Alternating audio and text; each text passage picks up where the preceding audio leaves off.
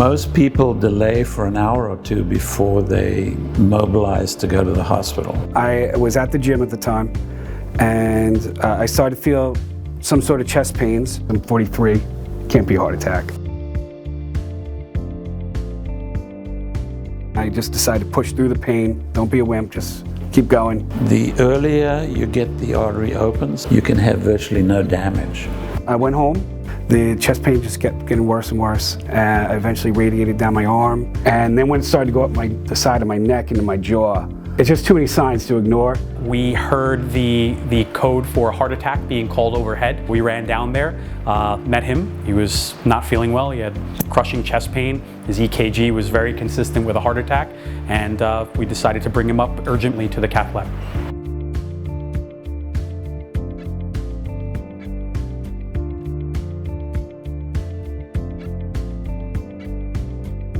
My colleague, Dr. Persitz, brought him to the lab, to the cath lab. Did an angiogram, found that his most important artery on the front was 100% blocked, causing a heart attack. And as happens not that infrequently, when you reopen the artery, he had a cardiac arrest. If he wasn't in a facility like this, he would have died. My wife's in the room. Is she okay? Is this one okay? Is that, that's more, I think, what goes through your head. When a patient comes into Peconic Bay and is having a heart attack, we are able to bring them right up to the second floor and do the necessary interventions to save their life.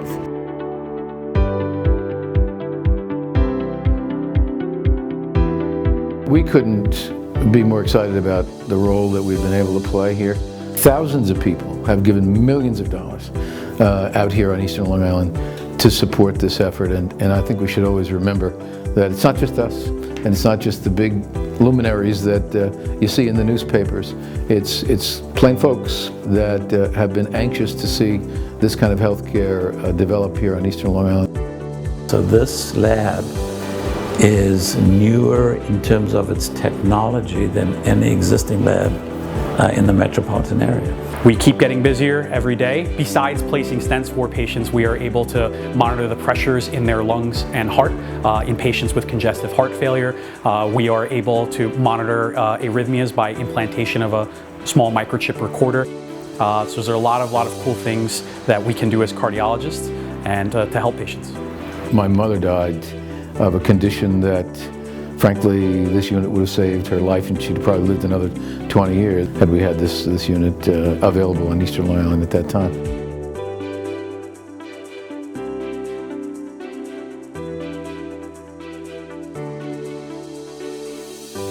Post-heart attack, obviously things are going to change, and you need to figure out where your baseline is, what your new normal is, and they definitely help you do that. Cardiac rehab is promoting cardiovascular health and making the heart muscle stronger. The goal is to empower the patients to start working out on their own.